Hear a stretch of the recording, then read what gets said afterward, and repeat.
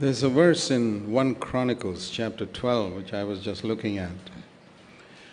ഒന്ന് ദിനവൃത്താന്തം 12-ാം അധ്യായത്തിൽ ഒരു വാക്യമുണ്ട്. See, the army of David is a picture of the army of Jesus Christ, the church. ദാവീദിൻ്റെ സൈന്യം യേശുക്രിസ്തുവിൻ്റെ സഭയുടെ സൈന്യത്തിൻ്റെ ഒരു ചിത്രമാണ്. And a few people in David's army, we read about them in 1 Chronicles 12 verse 32. ഒന്ന് ദിനവൃത്താന്തം 12-ാം അധ്യായം 32-ാം വാക്യത്തിൽ ആ സൈന്യത്തിലുണ്ടായിരുന്ന ചിലരെക്കുറിച്ച് നാം വായിക്കുന്നു. There are many people listed from verse 23 onwards. 23-ാം വാക്യം മുതൽ പല ആളുകളുടെ പേരും നാം അവിടെ കാണുന്നു. Their aim was to make David king, verse 23.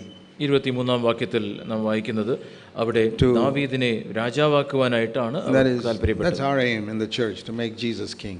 യേശുവിനെ രാജാവാക്കുക എന്നുള്ളതാണ്. But in 32 it says, among all these people there were one group of people called the sons of Issachar. എന്നാൽ 32-ാം വാക്യത്തിൽ നാം വായിക്കുന്നത് ആ കൂട്ടത്തിൽ ഇസാഖ്യരിൽ ഇസ്രായേൽ എന്നത് ചെയ്യണം എന്നറിയുവാൻ ചില ആളുകളെ കുറിച്ച് they understood the times with knowledge of what Israel should do. അവിടെ നാം വായിക്കുന്നത് കാലജ്ഞന്മാരായ തലവന്മാർ അവിടെ ഉണ്ടായിരുന്നു, അല്ലെങ്കിൽ ആ കാലഘട്ടത്തിൽ എന്താണ് ചെയ്യേണ്ടത് എന്നതിനെക്കുറിച്ച് ജ്ഞാനമുണ്ടായിരുന്ന ആളുകൾ. All times in the history of the world are not the same. ലോകത്ത് ചരിത്രത്തിൽ എല്ലാ കാലഘട്ടങ്ങളും ഒരുപോലെയല്ല. Certain times were special. ചില പ്രത്യേക സമയങ്ങൾ, അതിന് ചില പ്രത്യേകതകളുണ്ട്. For example, when Jesus came to earth, that was a special time. യേശുക്രിസ്തു ഭൂമിയിൽ വന്നപ്പോൾ അതൊരു പ്രത്യേക സമയം. It was not any ordinary time. അത് ഒരു സാധാരണ സമയമായിരുന്നില്ല. It was a special time. അത് ഒരു പ്രത്യേക സമയമായിരുന്നു. And like that, the coming of the Holy Spirit. അതുപോലെ തന്നെ പരിശുദ്ധാത്മാവിൻ്റെ വരവിൻ്റെ സമയം. That was another special time. അതും ഒരു പ്രത്യേക കാലഘട്ടമായിരുന്നു, സമയമായിരുന്നു. Jesus said in Matthew chapter 16. Mathai 16-ാം അധ്യായത്തിൽ യേശുക്രിസ്തു ഇപ്രകാരം പറഞ്ഞു. Matthew 16. Mathai 16. He says to the Pharisees. പരീശന്മാരോട് ഇപ്രകാരം പറയുന്നു. He says, when you look at the sky which is red and threatening, you say, well, it'll be fair weather for the sky is red. ആകാശത്തിൻ്റെ verse 2. 2-ാം വാക്യത്തിൽ നാം അവർ വായിക്കുന്ന സന്ധ്യാസമയത്ത് ആകാശം ചുവന്ന് കണ്ടാൽ നല്ല തെളിവാകും. verse 3, today the sky is red and threatening, so there'll be a storm. രാവിലെ ആകാശം മൂടി ചുവന്ന് കണ്ടാൽ ഇന്ന് മഴക്കോൾ ഉണ്ടാകും എന്ന് നിങ്ങൾ പറയുന്നു. He says you can discern the appearance of the sky. അദ്ദേഹം കർത്താവ് പറയുന്നു, ആകാശത്തിന്റെ ഭാവം വിവേചിക്കുവാൻ നിങ്ങൾ അറിയുന്നു. You can't discern the signs of the times. എന്നാൽ കാലലക്ഷണങ്ങളെ വിവേചിക്കുവാൻ കഴിയുകയില്ല. You look at black clouds and say, hey, it's going to rain today. നിങ്ങൾ കറുത്ത മേഘത്തെ കണ്ടിട്ട് നിങ്ങൾ പറയുന്നു, ഇരുണ്ട മേഘം കാണുമ്പോൾ മഴ പെയ്യാൻ പോകുന്നു. തുടങ്ങിയിട്ടില്ല, മഴ പെയ്യാൻ തുടങ്ങിയിട്ടില്ല. എന്നാൽ നിങ്ങൾക്കറിയാം അത് മഴ വരാൻ പോകുന്നു. നിങ്ങൾ മഴയ്ക്ക് വേണ്ടി ഒരുങ്ങുന്നു, പുറത്ത് തുണി വിരിച്ചിട്ടുണ്ടെങ്കിൽ എടുത്ത് അകത്ത് കൊണ്ടുവയ്ക്കുന്നു. But in the same way he said there are signs of the times. അതുപോലെ തന്നെ കാലലക്ഷണങ്ങളുണ്ട്. When we see those things we must be ready.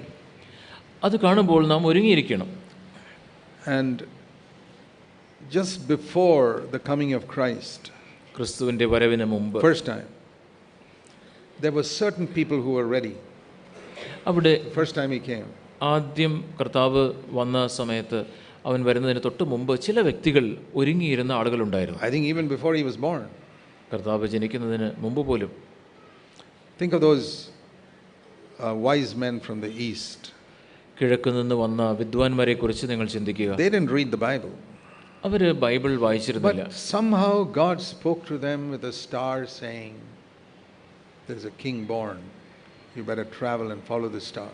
നക്ഷത്രങ്ങളിലൂടെ ദൈവം അവരോട് സംസാരിക്കുകയും ഒരു രാജാവ് പിറന്നിട്ടുണ്ട്, നിങ്ങൾ യാത്ര ചെയ്ത് അവിടെ ചെല്ലണമെന്ന് ദൈവം അവരെ ഓർപ്പിക്കുകയും ചെയ്തു. Non-Christian people, does God speak to them? അക്രൈസ്തവരായ ആളുകളോട് ദൈവം സംസാരിക്കുമോ? I've heard of many people like that. അങ്ങനെയുള്ള പല ആളുകളെക്കുറിച്ച് ഞാൻ കേട്ടിട്ടുണ്ട്. Like Cornelius. കൊർന്നേലിയോസ് എന്ന വ്യക്തിയെക്കുറിച്ച് നിങ്ങൾക്കറിയാമല്ലോ. God spoke to him. ദൈവം അവനോട് I've സംസാരിച്ചു. heard of people of different religions. മറ്റു മതങ്ങളിലുള്ള ആളുകളെക്കുറിച്ച് ഞാൻ കേട്ടിട്ടുണ്ട്. They don't get saved there, അവിടെ അവർ രക്ഷിക്കപ്പെടുന്നില്ല. but they finally find Christ എന്നാൽ അതിനെ തുടർന്ന് അവർ ക്രിസ്തുവിനെ കണ്ടെത്തുന്നു. without the Bible. വേദപുസ്തകമില്ലാതെ. Sometimes with a dream or something like that, God leads them to somebody who can lead them to salvation, just like Peter met Cornelius. പത്രോസ് കൊർന്നേലിയോസിനെ കണ്ടതുപോലെ ചിലപ്പോൾ ഒരു സ്വപ്നത്തിലൂടെ അവരെ രക്ഷയിലേക്ക് നയിക്കുവാൻ കഴിയുന്ന ഒരു വ്യക്തിയുടെ അടുക്കലേക്ക് ദൈവം അവരെ The കൊണ്ടുപോകും. Jews who had the Bible, they didn't find Christ. എന്നാൽ വേദപുസ്തകം കയ്യിലുണ്ടായിരുന്ന യഹൂദന്മാർക്ക് ക്രിസ്തുവിനെ കണ്ടെത്തുവാൻ കഴിഞ്ഞില്ല. So God loves people and he likes to draw people to himself. ദൈവം ആളുകളെ സ്നേഹിക്കുകയും തന്നിലേക്ക് അവരെ ആകർഷിക്കുകയും ചെയ്യുന്നു. He saw these 3 hungry people in the east and he showed them about the Messiah. ദാഹിച്ച് വിശന്നിരുന്ന ഈ 3 വിദ്വാൻമാർ അവരെ മശിഹായെ കുറിച്ച് ദൈവം അവർക്ക് ഉണർത്തി. Or see another example in Luke's Gospel, chapter 2. അല്ലെങ്കിൽ ലൂക്കോസിന്റെ സുവിശേഷം 2-ാം അധ്യായത്തിൽ മറ്റൊരു ഉദാഹരണം ശ്രദ്ധിക്കുക. It says here in verse 25, 25-ാം വാക്യം, there was a man in Jerusalem called Simeon. അവിടെ യെരുശലേമിൽ ശിമെയോൻ എന്നുള്ളൊരു മനുഷ്യനുണ്ടായിരുന്നു.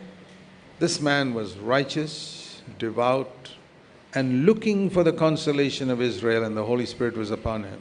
ഈ മനുഷ്യനെ കുറിച്ച് വായിക്കുന്നത് ഇങ്ങനെയാണ്: അവൻ നീതിമാൻ, ഇസ്രായേലിന്റെ ആശ്വാസത്തിനായി കാത്തിരിക്കുന്നവൻ. And the Holy Spirit told him, you will not die before you see the Christ born.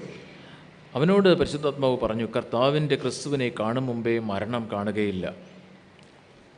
This is before the coming of Christ. You have somebody prepared for the coming of Christ. ക്രിസ്തുവിന്റെ വരവിന് മുമ്പ് തന്നെ ക്രിസ്തുവിന്റെ വരവിന് വേണ്ടി ഒരുക്കപ്പെട്ട ചില ആളുകൾ. Tell me, do you think it's possible that the Lord can speak like that to people today for the second coming of Christ? ക്രിസ്തുവിന്റെ രണ്ടാമത്തെ വരവിന് മുമ്പ് ഇപ്രകാരം ആളുകളുടെ ഹൃദയത്തിൽ ദൈവത്തിന് സംസാരിക്കാൻ കഴിയും എന്ന് നിങ്ങൾ ചിന്തിക്കുന്നുവോ? തീർച്ചയായും. But there's a principle with God. ശരി, അങ്ങനെ ഉണ്ട്. എന്നാൽ ദൈവത്തിന് ചില പ്രമാണങ്ങളുണ്ട്. That is, those who honor me, I will honor. എന്നെ മാനിക്കുന്നവനെ ഞാൻ മാനിക്കും. So not all believers fall in this category. എല്ലാ വിശ്വാസികളും ഇപ്രകാരം ദൈവത്തെ മാനിക്കുന്നവരല്ല. And the secret of the Lord is with those who fear him. ദൈവത്തെ ഭയപ്പെടുന്നവർക്ക് അവൻ തന്റെ രഹസ്യങ്ങൾ വെളിപ്പെടുത്തും. So God reveals certain things to some believers that he never reveals to 99% of believers. 99% വിശ്വാസികൾക്കും വെളിപ്പെടാത്ത ചില കാര്യങ്ങൾ ദൈവം 1% വിശ്വാസികൾക്ക് Why did വെളിപ്പെടുത്തും. God reveal to Simeon Christ is coming when he didn't reveal it to all the others? മറ്റുള്ള വ്യക്തികൾക്ക് വെളിപ്പെടുത്തുന്നതിന് മുമ്പ് എന്തുകൊണ്ടാണ് ശിമെയോന് ക്രിസ്തു ജനിക്കുവാൻ പോകുന്നു എന്ന് ദൈവം വെളിപ്പെടുത്തിയത്? Like those sons of Issachar, how did Simeon have discernment of the times in which he was living? ആ ഇസ്സാഖാർ പുത്രന്മാർക്ക് കാലലക്ഷണങ്ങളെക്കുറിച്ച് വിവേചനമുണ്ടായതുപോലെ എങ്ങനെയാണ് ശിമെയോന് വിവേചനമുണ്ടായത്? And these non-Christians, these non-Jews out there in Persia somewhere, how did they know? 3 of them, wise men. യഹൂദന്മാരാ അല്ലാതിരുന്ന ഈ പേർഷ്യക്കാരായ 3 ജ്ഞാനികൾക്ക് എങ്ങനെയാണ് ക്രിസ്തു പിറക്കുവാൻ പോകുന്നു എന്ന് മനസ്സിലായത്? Man looks on the outward appearance, God looks at the heart. മനുഷ്യൻ പുറത്തുള്ളത് നോക്കുന്നു, എന്നാൽ ദൈവമോ ഹൃദയത്തെ. In a crowd like this, God may see 4 or 5 people whose heart are wholeheartedly seeking him. പൂർണ്ണ ഹൃദയത്തോടെ ദൈവത്തെ അന്വേഷിക്കുന്ന 3-4 പേര് ഈ ആൾക്കൂട്ടത്തിനിടയിൽ ദൈവത്തെ And they will hear things from God the rest of us will never hear. മറ്റുള്ള ആളുകൾ കേൾക്കുവാൻ കഴിയാത്ത കാര്യങ്ങൾ ആ 3-4 പേർക്ക് ദൈവം വെളിപ്പെടുത്തും. You can all hear what I'm saying. ഞാൻ പറയുന്നത് നിങ്ങൾക്കെല്ലാം കേൾക്കുവാൻ കഴിയും. And you can understand it and think you got it. നിങ്ങൾക്ക് അത് മനസ്സിലായി എന്ന് നിങ്ങൾക്ക് ചിന്തിക്കുകയും ചെയ്യും. God sees in the daily life who are wholeheartedly seeking after him.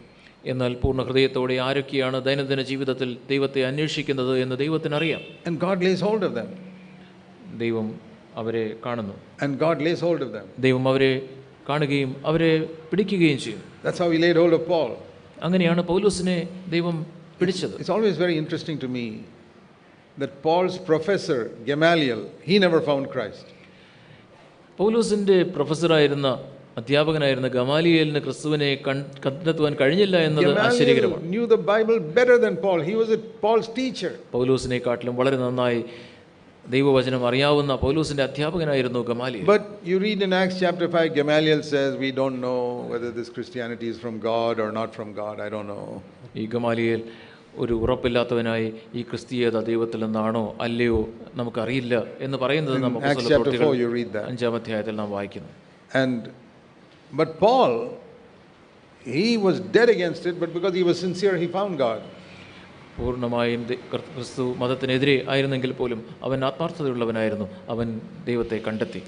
So God sees the heart, and when he sees a heart that's longing after him and sincere and upright, he reveals things to such people. ദൈവം ഹൃദയത്തെ നോക്കുന്നു. അങ്ങനെ ആ ഹൃദയത്തിൽ പൂർണ്ണ ഹൃദയത്തോടെ ദൈവത്തെ അന്വേഷിക്കുന്ന ആത്മാർത്ഥതയുള്ള ഹൃദയങ്ങളെ കാണുമ്പോൾ ചില കാര്യങ്ങൾ ദൈവം അവർക്ക് വെളിപ്പെടുത്തുന്നു. You must have a longing that you will be one like that who will be ready for the coming of Jesus Christ. ക്രിസ്തുവിൻ്റെ വരവിന് വേണ്ടി അപ്രകാരം പല കാര്യങ്ങൾ മനസ്സിലാക്കി ഒരുങ്ങിയിരിക്കുന്ന ഒരു വ്യക്തിയായിരിക്കണം നിങ്ങൾ എന്ന് ഞാൻ ആഗ്രഹിക്കുന്നു. What is it written about verse 25 about Simeon? ശിമിയോനെ കുറിച്ച് ഇവിടെ എന്താണ് എഴുതിയിട്ടുള്ളത്? 25-ാം അധ്യായം 25-ാം. അവൻ നീതിമാനായിരുന്നു, devout, അവൻ നീതിമാനായിരുന്നു, ദൈവഭക്തനായിരുന്നു, and looking for the consolation of Israel. അവൻ ഇസ്രായേലിന്റെ ആശ്വാസത്തിനായി കാത്തിരിക്കുന്നവനായിരുന്നു. And the Holy Spirit was upon him. പരിശുദ്ധാത്മാവ് അവന്റെ മേൽ ഉണ്ടായിരുന്നു. We can be like that. നമുക്കും അങ്ങനെയുള്ളവരായിരിക്കാൻ കഴിയും. I'm waiting for your coming. കർത്താവേ, ഞാൻ അങ്ങയുടെ വരവിന് വേണ്ടി കാത്തിരിക്കുന്നു. Like a bride who's just waiting for a bridegroom to come. മണവാളന്റെ വരവിന് വേണ്ടി മണവാട്ടി കാത്തിരിക്കുന്നത് പോലെ. I don't know whether you're waiting for the coming of the Lord like that. അപ്രകാരം നിങ്ങൾ കർത്താവിന്റെ വരവിന് വേണ്ടി കാത്തിരിക്കുന്നവരാണ്. Some people are waiting for the Lord's coming because they say, I'm sick and tired of this earth and I'd like to be in heaven. ഈ ഭൂമിയിലെ ജീവിതം ആകെ വേദനയും പ്രയാസവും ഉള്ളതാണ്, എനിക്ക് അങ്ങ് സ്വർഗ്ഗത്തിൽ പോയാൽ മതി എന്ന് പറഞ്ഞ് കാത്തിരിക്കുന്ന ആളുകൾ. There are some people who are waiting for heaven and other people are waiting for Jesus. ചില ആളുകൾ സ്വർഗ്ഗത്തിന് വേണ്ടി കാത്തിരിക്കുന്നവരാണ്, ചില ആളുകൾ യേശുവിന് വേണ്ടി കാത്തിരിക്കുന്നവരാണ്. There's a lot of difference between these two types of Christians. ഈ രണ്ടു തരം ക്രിസ്ത്യാനികൾ തമ്മിൽ വളരെയധികം അന്തരമുണ്ട്. Because we say, oh, I'm tired of all this suffering and pain and sickness and so many things on this earth. ഈ ഭൂമിയിലെ പല പ്രശ്നങ്ങൾ, രോഗങ്ങൾ, ബുദ്ധിമുട്ടുകൾ, ഞാൻ ആകെ ക്ഷീണിച്ച് മടുത്തിരിക്കുന്നു, എനിക്ക് സ്വർഗ്ഗത്തിൽ പോയാൽ മതി. I don't believe you're ready for the coming of the Lord. നിങ്ങൾ കർത്താവിന്റെ വരവിന് വേണ്ടി ഒരുങ്ങിയിട്ടില്ല എന്ന് ഞാൻ. It's those who want to be with Jesus who are ready with the coming of the Lord, not those who want to go to heaven. സ്വർഗ്ഗത്തിൽ പോകുവാൻ ആഗ്രഹിക്കുന്നവരല്ല, യേശുവിനോടൊപ്പം, യേശുവിനെ കാണുവാൻ, യേശുവിനോടൊപ്പം സമയം ചെലവഴിക്കുവാൻ ആഗ്രഹിക്കുന്നവർ. നിങ്ങൾ നിങ്ങളോട് തന്നെ ചോദിക്കുക, Are you waiting for heaven or are you waiting for Jesus? നിങ്ങൾ സ്വർഗ്ഗത്തിന് വേണ്ടി കാത്തിരിക്കുകയാണോ അതോ യേശുവിന് വേണ്ടി കാത്തിരിക്കുകയാണോ? Are you tired of suffering and pain and problems on this earth? ഈ ഭൂമിയിലെ പ്രശ്നങ്ങൾ, ബുദ്ധിമുട്ടുകൾ, രോഗങ്ങൾ, ഇങ്ങനെയുള്ള കാര്യങ്ങളെക്കുറിച്ച് ക്ഷീണിച്ച് അവശരായിരിക്കുകയാണോ നിങ്ങൾ? That means you don't realize that the Lord is using all this to draw you closer to himself. അവൻ്റെ അടുക്കിലേക്ക് നിങ്ങളെ കൊണ്ടുപോകാൻ തക്കവണ്ണം ഈ തരത്തിലുള്ള പ്രശ്നങ്ങളെ ദൈവം ഉപയോഗിക്കുകയാണ് എന്ന് നിങ്ങൾ മനസ്സിലാക്കുന്നില്ല. Our longing must be to be with Jesus. യേശുവിനോടൊപ്പം ആയിരിക്കുന്നതായിരിക്കണം നമ്മുടെ ആഗ്രഹം. That's my longing. എൻ്റെ ഹൃദയത്തിലെ താല്പര്യം അതാണ്. From the beginning of my Christian life, I did not want to go to heaven. I wanted to be with Jesus. എൻ്റെ ക്രിസ്തീയ ജീവിതത്തിൻ്റെ ആരംഭ നാളുകൾ മുതൽ സ്വർഗ്ഗത്തിലേക്ക് പോകുക എന്നതായിരുന്നില്ല എൻ്റെ ലക്ഷ്യം, യേശുവിനോടൊപ്പം ആയിരിക്കുക. I even said, Lord, if you're in hell, I'm happy to be there because that will become heaven for me. കർത്താവേ, നീ നരകത്തിലാണെങ്കിൽ എനിക്ക് ആ നരകം മതി, കാരണം നീ ഉള്ളിടം അവിടെ എനിക്ക് സ്വർഗ്ഗമായിരിക്കും. That is the proof that you love Jesus with all your heart. പൂർണ്ണ ഹൃദയത്തോടെ നിങ്ങൾ യേശുവിനെ സ്നേഹിക്കുന്നു എന്നുള്ളതിൻ്റെ തെളിവതാണ്. If you want to go to heaven, നിങ്ങൾ സ്വർഗ്ഗത്തിൽ പോകുവാൻ ആഗ്രഹിക്കുന്ന വ്യക്തി, you're like a girl who's marrying a man because he lives in a very big rich house. ഒരു വലിയ സമ്പന്നമായ ഒരു വീട്ടിൽ താമസിക്കുന്ന ഒരു വ്യക്തിയെ വിവാഹം കഴിക്കുവാനായിട്ട് ആഗ്രഹിക്കുന്ന ഒരു വ്യക്തിയെ പോലെയാണ് നിങ്ങൾ. She may be more in love with the house than with the man. ആ വ്യക്തിയെ സ്നേഹിക്കുന്നതിനെക്കാട്ടിലും കൂടുതൽ ആ വീടിനെ ആയിരിക്കും അവൾ സ്നേഹിക്കുന്നത്. What do you think of a girl who loves the house more than her husband? തൻ്റെ ഭർത്താവിനേക്കാൾ കൂടുതൽ വീടിനെ സ്നേഹിക്കുന്ന ഒരു പെൺകുട്ടിയെക്കുറിച്ച് നിങ്ങൾ എന്ത് ചിന്തിക്കും? That is every Christian who wants to go to heaven. സ്വർഗ്ഗത്തിലേക്ക് പോകുവാനായിട്ട് മാത്രം ആഗ്രഹിക്കുന്ന ഓരോ ക്രിസ്ത്യാനിയും. That is your way of thinking. Get rid of it. You're not a proper bride. നിങ്ങളുടെ ചിന്താഗതി അങ്ങനെയാണെങ്കിൽ ആ ചിന്താഗതിയെ നിങ്ങൾ നിങ്ങളുടെ മനസ്സിൽ നിന്നും ഒഴിവാക്കുക. Your devotion must be to Jesus. നിങ്ങൾ ശരിയായ ഒരു മണവാട്ടി ആണെങ്കിൽ നിങ്ങളുടെ ഭക്തി, നിങ്ങളുടെ ആഗ്രഹം കർത്താവിനോടായിരിക്കും. Supposing the Lord says to us, കർത്താവ് നമ്മോട് ഇപ്രകാരം പറയുന്നു എന്ന് ചിന്തിക്കുക. In heaven there'll be more suffering than on earth. ഭൂമിയിലുള്ളതിനേക്കാട്ടിലും കൂടുതൽ പ്രയാസങ്ങളും ബുദ്ധിമുട്ടും സ്വർഗ്ഗത്തിലുണ്ട്. Many difficulties. വളരെ അധികം പ്രയാസങ്ങൾ. 10 times the problems you have on earth. ഈ ഭൂമിയിലുള്ളതിനേക്കാട്ടിലും 10 മടങ്ങ് പ്രശ്നങ്ങൾ. But I'll be with you. എന്നാൽ ഞാൻ നിങ്ങളോടൊപ്പം ഉണ്ടാവും. Are you happy? നിങ്ങൾക്ക് സന്തോഷമാണോ? I'm happy. എനിക്ക് സന്തോഷമാണ്. Because I'm not interested in a comfortable life on earth or in heaven. ഈ ഭൂമിയിലോ സ്വർഗത്തിലോ ഉള്ള സുഖകരമായ ഒരു ജീവിതത്തെ അല്ല ഞാൻ I say അന്വേഷിക്കുന്നത്. my joy is to be with Jesus Christ. യേശുവിനോടൊപ്പം ആയിരിക്കുക എന്നുള്ളതാണ് എൻ്റെ സന്തോഷം. See, it's like if I go to my house and it's empty, my wife is not there. ഞാൻ എൻ്റെ വീട്ടിലേക്ക് ഞാൻ പോകുന്നു, വീട് കാലിയായിരിക്കുന്നു, എൻ്റെ ഭാര്യ അവിടെ ഇല്ല. It's an empty house. I'm not interested in staying there. അവിടെ അതൊരു കാലിയായ വീടാണ്, അവിടെ താമസിക്കാൻ എനിക്ക് താല്പര്യമില്ല. I felt like that sometimes even when my wife has gone away visiting some relatives for 1 or 2 days. 1-2 ദിവസം ആരെങ്കിലും ബന്ധുക്കളെയോ മറ്റോ കാണുവാനായിട്ട് ഭാര്യ വീട്ടിൽ നിന്ന് പോകുമ്പോൾ പോലും എനിക്ക് അങ്ങനെ തോന്നാറുണ്ട്. So empty now. What am I doing here? കാലിയായിരിക്കുന്നത് പോലെ ഞാൻ എന്താ ഇവിടെ ചെയ്യുന്നത്? Do you feel like that with Jesus? യേശുവിനെ കുറിച്ച് നിങ്ങൾക്ക് അങ്ങനെയുള്ളൊരു ചിന്തയുണ്ടോ? It's you I want. കർത്താവേ, അങ്ങനെയാണ് എനിക്ക് വേണ്ടത്, സ്വർഗമല്ല. I believe that's how you should be even with your earthly wife and husband. നിങ്ങളൊരു ഭാര്യ ഭർത്താവ് എന്നുള്ള നിലയിലും നിങ്ങളുടെ ചിന്താഗതി അപ്രകാരമായിരിക്കണം. That is the bridal relationship that the Lord wants. കർത്താവിനോടുള്ള ഈ മണവാളനും മണവാട്ടിയും തമ്മിലുള്ള ഈ തരത്തിലുള്ള ബന്ധം, the Lord will give you discernment of the time in which we live. അങ്ങനെയുള്ള ഒരു ബന്ധം നിനക്കുണ്ടെങ്കിൽ ഈ കാലഘട്ടത്തെക്കുറിച്ചുള്ള ഒരു വിവേചനം ദൈവം നിങ്ങൾക്ക് നൽകും. Here's another person who was ready for the coming of the Lord. കർത്താവിന്റെ വരവിന് വേണ്ടി ഇപ്രകാരം ഒരുങ്ങി കാത്തിരുന്ന മറ്റൊരു those 3 wise men. നാം 3 ജ്ഞാനികളെ കുറിച്ച്, ശിമയോനെ കുറിച്ച്. Here's another one in Luke chapter 2 verse 36. ലൂക്കോസ് 2-ാം വാക്യത്തിൽ ഇതാ മറ്റൊരു വ്യക്തി, a prophetess called Anna, the daughter of Phanuel. ഫെനുവേലിന്റെ മകളായ ഹന്ന എന്ന ഒരു പ്രവാചകി. She's very very old lady. വളരെ അധികം പ്രായമുള്ള ഒരു സ്ത്രീ. She had lived with her husband only for 7 years and then became a widow. 7 സംവത്സരം മാത്രം ഭർത്താവിനോട് കൂടെ ജീവിച്ച ശേഷം വിധവയായ. And now she's 84 years old, verse 37. ഇപ്പോൾ 37-ാം വാക്യത്തിൽ നാം വായിക്കുന്ന അവൾക്ക് 84 വയസ്സുണ്ട്. And she was frequently in the temple night and day fasting and praying. രാത്രിയും പകലും ഉപവാസത്തോടെ ദേവാലയം വിട്ട് പിരിയാതെ പ്രാർത്ഥിക്കുകയും ആരാധിക്കുകയും ചെയ്യുന്നവൾ. And she also was ready, waiting for Jesus to come. അവളും യേശുവിന്റെ വരവിന് വേണ്ടി കാത്തിരുന്നവളായിരുന്നു. These are the people. There were so many other people standing in the temple, but this lady was special.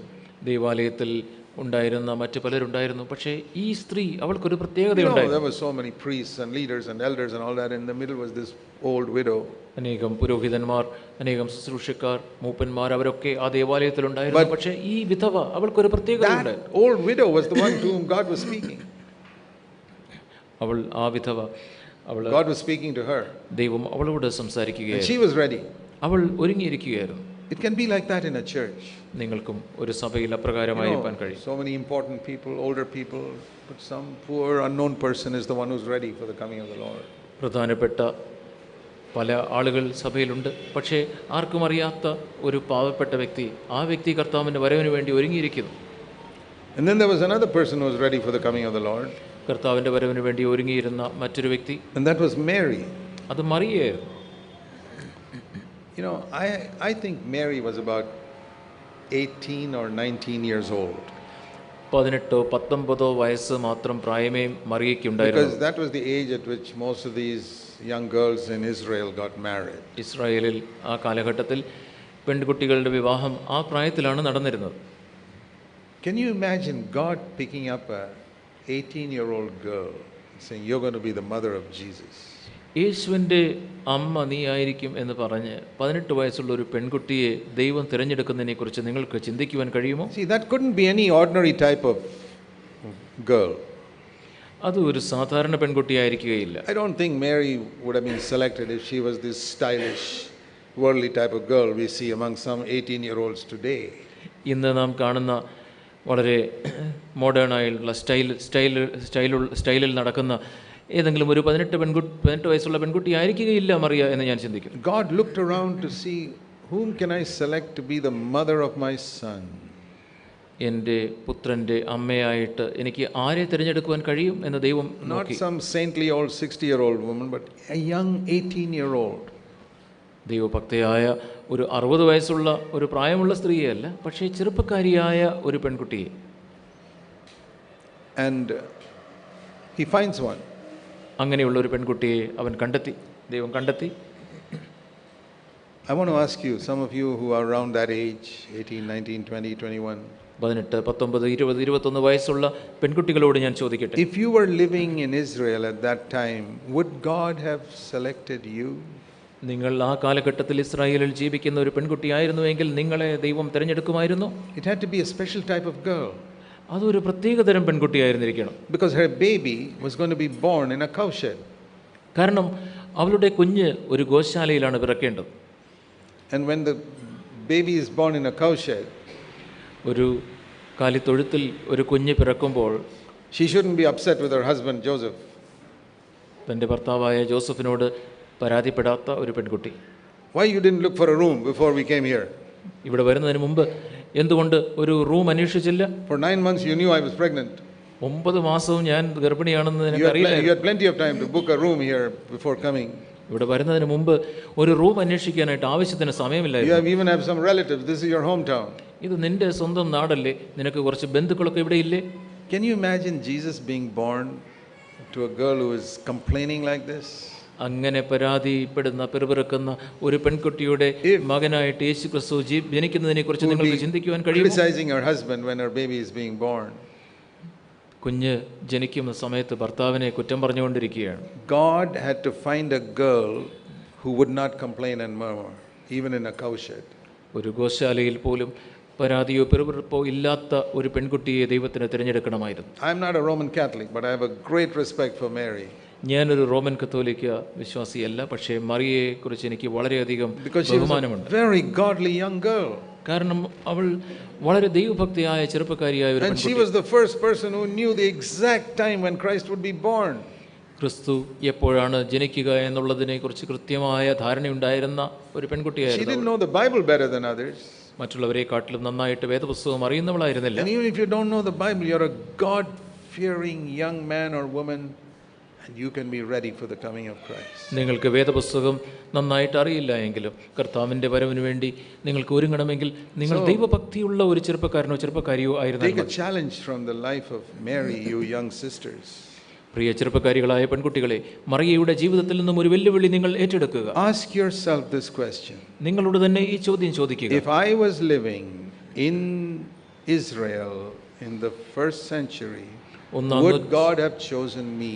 1-ാം നൂറ്റാണ്ടിൽ ഇസ്രായേലിൽ ജീവിച്ചിരുന്ന ഒരു പെൺകുട്ടിയാണ് ഞാൻ എങ്കിൽ യേശു ക്രിസ്തു എന്നെ തിരഞ്ഞെടുക്കുമായിരുന്നു. Looking at the way I live, the way I dress and the way I do things, would God have chosen me? ഞാൻ ജീവിക്കുന്ന വിധം, ഞാൻ എൻ്റെ വസ്ത്രധാരണ രീതി, എൻ്റെ നടപ്പ് എല്ലാം കണ്ട് ദൈവം എന്നെ തിരഞ്ഞെടുക്കുമായിരുന്നു. Do you parents seek to bring up your girls like that?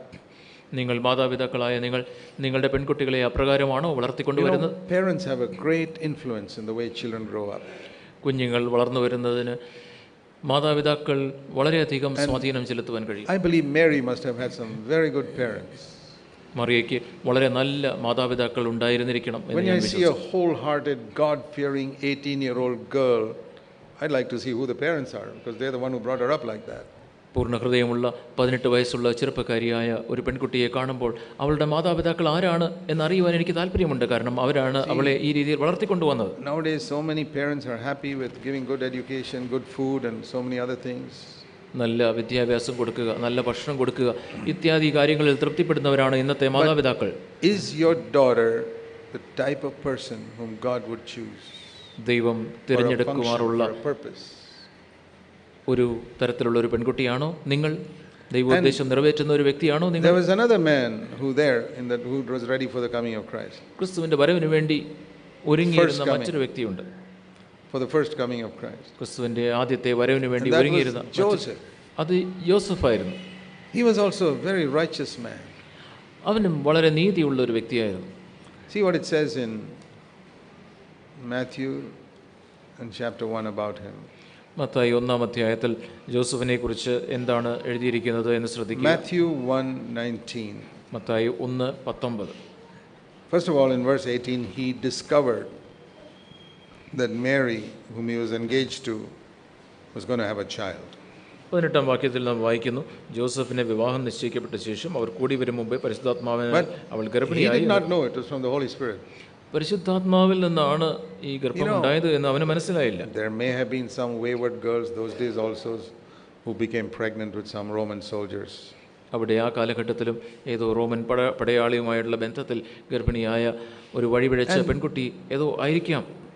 He thought Mary was like that, some old boyfriend of hers, he got pregnant. Mariya അങ്ങനെയുള്ള ഒരു പെൺകുട്ടിയായിരുന്നിരിക്കും, ഏതെങ്കിലും അവളുടെ പഴയ സുഹൃത്തിലൂടെ ഗർഭധാരണം ധരിച്ചതായിരിക്കാം. But he was engaged to her. എന്നാൽ അവളുമായിട്ട് അവൻ്റെ വിവാഹ നിശ്ചയം കഴിഞ്ഞിരുന്നു. He could have stood up and told everybody, hey, I'm putting away this girl because she was unfaithful to me. എന്നോട് അവിശ്വസ്തത കാണിച്ചതുകൊണ്ട് ഈ പെൺകുട്ടിയെ ഞാൻ പുറത്താക്കുകയാണ് എന്ന് എല്ലാവരുടെയും മുമ്പാകെ അവന് പറയാമായിരുന്നു. He never told anybody. എന്നാൽ അദ്ദേഹം ആരോടും പറഞ്ഞില്ല. It says in verse 19 he wanted to put her away secretly. 19-ാം വാക്യത്തിൽ നാം വായിക്കുന്നത് അവളെ ഗൂഢമായി ഉപേക്ഷിക്കുവാൻ did not want to disgrace her. അവൾക്ക് ലോകാപവാദം വരുത്തുവാൻ അവൻ ആഗ്രഹിച്ചില്ല. What a wonderful man that is. അതെത്ര അത്ഭുതകരമായ ഒരു മനുഷ്യനാണ്. You don't want to, even if you feel somebody is a sinner, you don't want to expose his sin to other people. ഒരു വ്യക്തി അവൻ പാപിയാണ് എന്ന് മനസ്സിലായിരിക്കെ അവന്റെ പാപത്തെ മറ്റുള്ളവരുടെ മുമ്പാകെ തുറന്നു കാട്ടുവാൻ ആഗ്രഹിക്കാത്തവൻ. That's the type of person whom God selects. യേശുക്രിസ്തു അപ്രകാരമുള്ള വ്യക്തികളെയാണ് That's തിരഞ്ഞെടുക്കുന്നത്. the first person in the New Testament who is called a righteous man. നീതിമാൻ എന്ന് പുതിയ നിയമത്തിൽ ആദ്യമായിട്ട് വിളിക്കുന്നത് ജോസഫിനെയാണ്. Who is the first man in the New Testament called a righteous man? Joseph.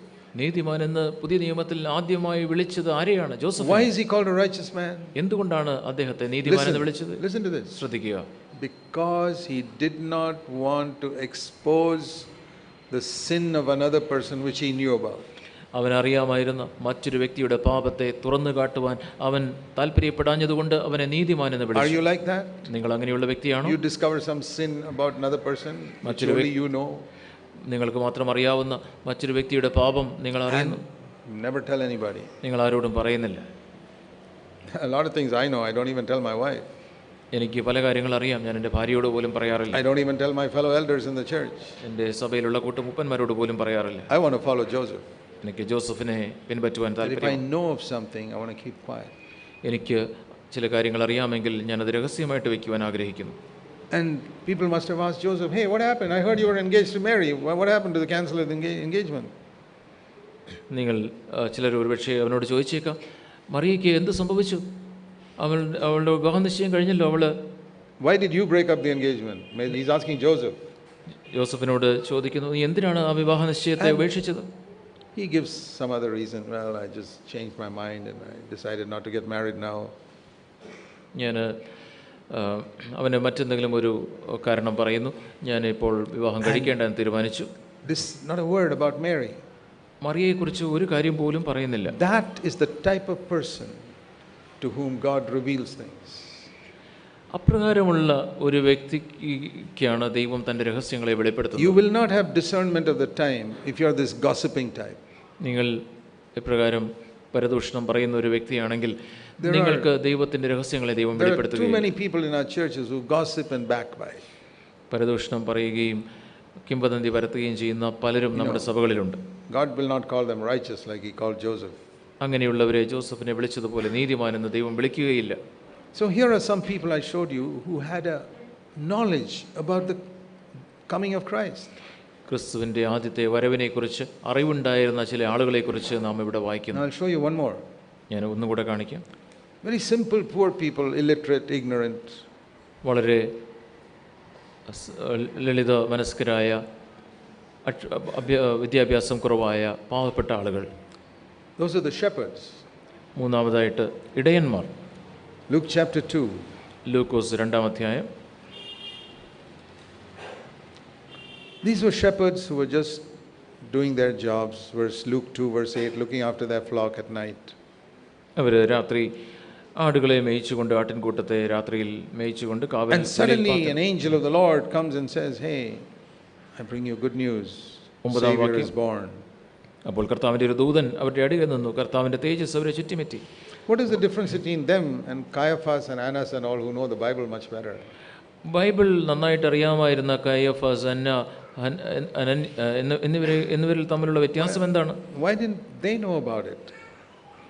എന്തുകൊണ്ടാണ് അവർക്ക് ഈ കാര്യം വെളിപ്പെടാഞ്ഞത്? Why does the angel appear to these shepherds? എന്തുകൊണ്ടാണ് ദൂതൻ ഈ ഇടയന്മാർക്ക് പ്രത്യക്ഷനായത്? I think they were simple people. അവർ വളരെ They were faithful in their earthly job. അവരുടെ ഈ ഭൂമിയിലെ ജോലിയിൽ വിശ്വസ്തരായിരുന്ന ലളിത മനസ്കരായ ആളുകൾ. There's something of Christianity in being faithful in your earthly job, even if it's looking after sheep. ആടുകളെ മേയ്ക്കുന്ന ഒരു ജോലിയാണെങ്കിൽ പോലും നിങ്ങളുടെ ഭൂമിയിലെ ജോലിയിൽ നിങ്ങൾ വിശ്വസ്തരായിരിക്കുന്നത് പ്രധാനപ്പെട്ട കാര്യമാണ്. Looking after them at night, it's not an easy thing. രാത്രിയിൽ ആട്ടിൻകൂട്ടത്തെ കാവൽ പാർക്കുന്നത് എളുപ്പമുള്ള കാര്യമല്ല. And the Lord knew another thing about these shepherds. ഈ ഇടയന്മാരെ കുറിച്ച് ദൈവത്തിന് മറ്റൊരു കാര്യം അറിയാമായിരുന്നു. That these people would do something about it if they heard that Jesus was born. യേശുക്രിസ്തു ജനിച്ചു എന്ന് അറിഞ്ഞാൽ അതിനെക്കുറിച്ച് എന്തെങ്കിലും അവർ ചെയ്യുമെന്നും ദൈവത്തിന് See, അറിയാം. when they heard this, അവർ കേട്ട ഉടനെ verse 15, 15-ാം as വാക്യം, soon as the angels went away, ദൂതന്മാർ പോയ ശേഷം they said to one another, അവര് let us go immediately to Bethlehem. അവര് ഉടനെ ബേത്ലഹേമോളം ചെന്ന് കർത്താവ് നമ്മോട് അറിയിച്ച സംഭവം കാണാമെന്ന് പറഞ്ഞു. Obviously they were not in Bethlehem, they were somewhere else. അതെ, അവർ മറ്റൊരു സ്ഥലത്ത് നിന്ന് 15-ാം വാക്യത്തിൽ നാം വായിക്കുന്നു, ബേത്ലഹേമോളം ചെന്ന് They went to put the sheep back in the fold. അവര് ആട്ടിൻപറ്റത്തെ And they went to Bethlehem, that long distance, walking in the night. വളരെ ദൂരം യാത്ര ചെയ്ത് രാത്രിയിൽ നടന്ന് ബേത്ലഹേമിലേക്ക് പോയി. And they found Mary and Joseph there with the baby. അവിടെ മറിയയും ജോസഫിനെയും പശുത്തൊട്ടിൽ കിടക്കുന്ന You know, ശിശുവിനെയും these were the first people to see Jesus after Mary and Joseph. മറിയയും ജോസഫും കണ്ട ശേഷം യേശുവിനെ ആദ്യമായിട്ട് കണ്ടത് ഈ ഇടയന്മാരാണ്. See the type of people to whom God reveals the coming of Christ. ക്രിസ്തുവിന്റെ വരവിനെ ദൈവം എപ്രകാരമുള്ള ആളുകൾക്കാണ് വെളിപ്പെടുത്തുന്നത് എന്ന് നിങ്ങൾ We ശ്രദ്ധിക്കുക. saw the wise men, ജ്ഞാനികളെ കുറിച്ച് നാം കണ്ടു, Anna, ഹന്നാവിനെ, Simeon, ശിമയോനെ കുറിച്ച് കണ്ടു, Mary, Mariya, Joseph, Joseph, and here these shepherds. ഇവിടെ ഇതാ ഇടയന്മാർ. And here's another one, മറ്റൊന്ന്, and that's Elizabeth, അത് എലിസബത്ത് ആണ്, who is Zachariah's wife. സക്കറിയായുടെ ഭാര്യ. And you know, when Elizabeth was pregnant with John the Baptist, യോഹന്നാൻ സ്നാപകനെ എലിസബത്ത് ഗർഭം ധരിച്ച സമയത്ത് Mary went to visit her. Mariya അവളെ After, സന്ദർശിക്കുവാനായിട്ട് അവിടെ പോയി. and Mary said, when Mary went, verse Luke 1:39, ലൂക്കോസ് 1:39 അധ്യായത്തിൽ നാം അതിനെക്കുറിച്ച് വായിക്കുന്നു. John the Baptist had not yet been born. അന്ന് ആ സമയത്ത് യോഹന്നാൻ സ്നാപകൻ ജനിച്ചിട്ടില്ല. It says in verse 36, she was in the 6th month, he'd be born after another 3 months. അവിടെ അവൾക്ക് 6 മാസം മാത്രമേ അപ്പോൾ ഗർഭവതിയായിരുന്നുള്ളൂ, വീണ്ടും 3 മാസമുണ്ട്. And Mary goes at that time. ആ സമയത്താണ് മറിയ അവിടെ ചെല്ലുന്നത്. And when Mary went and greeted Elizabeth, verse 40, 40-ാം വാക്യത്തിൽ അവിടെ നാം വായിക്കുന്നു, സക്കറിയാവിന്റെ വീട്ടിലെത്തി it says, എലിസബത്തിനെ as വന്ദിച്ചു. soon as Mary greeted her, the baby, John the Baptist, leaped in Elizabeth's womb, verse 41. 41-ാം വാക്യത്തിൽ വായിക്കുന്നു, മറിയയുടെ വന്ദനം എലിസബത്ത് കേട്ടപ്പോൾ പിള്ള അവളുടെ ഗർഭത്തിൽ തുള്ളി. And immediately Elizabeth was filled with the Holy Spirit. ഉടനെ തന്നെ എലിസബത്ത് പരിശുദ്ധാത്മാവ് നിറഞ്ഞവളായി. And she calls Mary, who's much younger than her. അവളെക്കാട്ടിലും വളരെയധികം പ്രായം കുറഞ്ഞ മറിയെ Elizabeth must have been more than 50, and here was Mary, a 19-year-old girl. 50-ഓളം വയസ്സുള്ള Elizabeth ഇതാ വെറും 19 വയസ്സ് മാത്രം പ്രായമുള്ള മറിയയോട് And says പറയുന്നു. to her, verse 43, you are the mother of my Lord. 43-ാം വാക്യത്തിൽ പറയുന്നു, എൻ്റെ കർത്താവിൻ്റെ മാതാവ് എൻ്റെ അടുക്കൽ വന്നു. And Mary had just conceived a few days ago. ചില നാളുകൾക്ക് മുമ്പ് മാത്രമാണ് മറിയ ഗർഭം ധരിച്ചത്. God revealed to Elizabeth. ദൈവം മറിയയ്ക്ക് ദൈവം എലിസബത്തിന് വെളിപ്പെടുത്തി. Why? എന്തുകൊണ്ട്? It says about Elizabeth and her husband in Luke 1, verse 5 and 6. ലൂക്കോസ് 1-ാം അധ്യായത്തിന്റെ 5-ഉം 6-ഉം വാക്യത്തിൽ that they were both, verse 6, righteous in the sight of God, walking blamelessly in all the commandments and requirements of the Lord. സക്കറിയാവിനെ കുറിച്ചും എലിസബത്തിനെ കുറിച്ചും അവിടെ ഇങ്ങനെയാണ് പറയുന്നത്, ഇരുവരും ദൈവസന്നിധിയിൽ നീതിയുള്ളവരും കർത്താവിന്റെ സകല കൽപ്പനകളിലും ന്യായങ്ങളിലും How can you be ready for കുറ്റമില്ലാത്തവരും. the coming of Jesus Christ? എങ്ങനെയാണ് കർത്താവിന്റെ വരവിന് വേണ്ടി Not ഒരുങ്ങിയിരിക്കുക? just by sitting in this church every Sunday, ഓരോ ഞായറാഴ്ചയും ഈ സഭയിൽ വന്നിരിക്കുന്നതിലൂടെയല്ല, but like it says in verse 6, if it can be written about you, എന്നാൽ നിങ്ങളെക്കുറിച്ച് ഇപ്രകാരം എഴുതുവാനായിട്ട് കഴിയും, righteous not in the eyes of men but in the sight of God, മനുഷ്യരുടെ മുമ്പിലല്ല ദൈവസന്നിധിയിൽ നീതിയുള്ളവർ, walking blamelessly in all the commandments കർത്താവിന്റെ സകല കൽപ്പനകളിലും ന്യായങ്ങളിലും and all of God's requirements. ദൈവത്തിന്റെ ഈ എല്ലാ ന്യായങ്ങളെയും പാലിക്കുന്നവർ. If you are like that, God will reveal things to you that all the other people here just don't have a clue about. നിങ്ങൾ അപ്രകാരമുള്ള ഒരു വ്യക്തിയാണെങ്കിൽ മറ്റുള്ള വ്യക്തികൾക്ക് മനസ്സിലാകാത്ത കാര്യങ്ങളെ ദൈവം നിങ്ങൾക്ക് വെളിപ്പെടുത്തും. These are the type of people whom God reveals His truth to. ദൈവം ഇപ്രകാരമുള്ള ആളുകളോടാണ് തൻ്റെ സത്യങ്ങളെ And these വെളിപ്പെടുത്തുന്നത്. things are written for our instruction. ഈ കാര്യങ്ങൾ നമ്മുടെ ബുദ്ധി ഉപദേശത്തിന് വേണ്ടിയാണ് എഴുതപ്പെട്ടിട്ടുള്ളത്. Simple people, ലളിതമായിട്ടുള്ള ആളുകൾ, poor people, പാവപ്പെട്ട and ആളുകൾ, extremely rich people like those kings from the east. അവിടെ Those കിഴക്ക് three. നിന്ന് വന്ന ദൂതന്മാരെ പോലെ വളരെ ധനികരായ ആളുകൾ. So God doesn't make a difference between rich and poor. ദൈവം ധനികർ പാവപ്പെട്ടവർ തമ്മിൽ ഒരു വ്യത്യാസം You ദൈവം can be a വരുത്തുന്നു. shepherd with no gift to give to Jesus, യേശുവിന് കൊടുക്കുവാനായിട്ട് ഒരു സമ്മാനവുമില്ലാതെ വന്ന ആ ഇടയന്മാരെ ആണെങ്കിൽ or പോലും, a very rich king who can bring gold as a gift. അല്ലെങ്കിൽ വളരെ ധനവാന്മാരായി സ്വർണവും കാഴ്ചവെക്കുവാനായിട്ട് വന്നവരാണെങ്കിൽ It's പോലും, not only poor people whom God chooses. ദൈവം പാവപ്പെട്ടവരെ മാത്രമല്ല തിരഞ്ഞെടുക്കുന്നത്. It's got nothing to do with your salary or your wealth. It's got to do with your heart. നിങ്ങളുടെ ശമ്പളമോ നിങ്ങളുടെ പണമോ അല്ല, നിങ്ങളുടെ ഹൃദയമാണ് ദൈവം നോക്കുന്നത്. If you discern what is happening in the world nowadays, ഈ കാലഘട്ടത്തിൽ ലോകത്തിൽ നടക്കുന്ന സംഭവങ്ങളെ നിങ്ങൾ I വിവേചിക്കുകയാണ്. believe we are very close to the coming of the Lord. കർത്താവിന്റെ വരവിന് നാം വളരെ അടുത്തിരിക്കുന്നു എന്ന് ഞാൻ Things വിശ്വസിക്കുന്നു. are becoming so much evil and evil and evil. തിന്മ പരന്നുകൊണ്ടിരിക്കുകയാണ്.